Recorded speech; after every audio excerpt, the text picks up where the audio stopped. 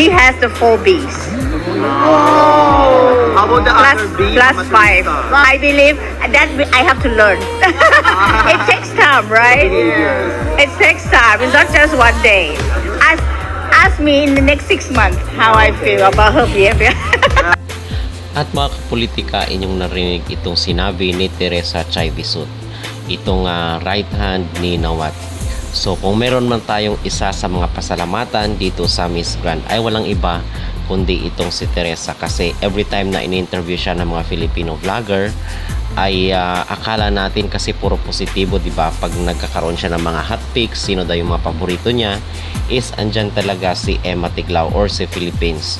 So akala tuloy natin ay binobola lang tayo dahil Pilipino yung nag-i-interview.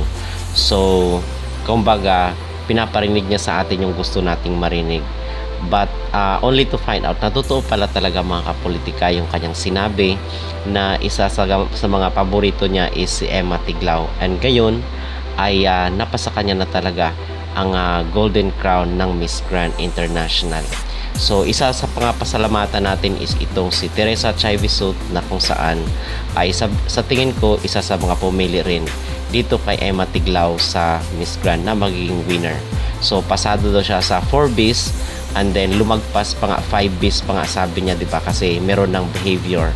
So yun ang pinaka-latest ngayon dito sa Miss Grand International, at abangan natin mga kapolitika yung pa-press conference mamaya ni Emma Tiglao kasama yung ibang mga queens at yung organization.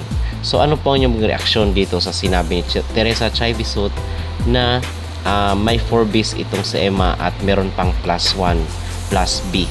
Okay? Mag-comment down below at huwag kalimutang mag-like at mag-subscribe na rin kayo para updated kayo sa ating mga latest issue.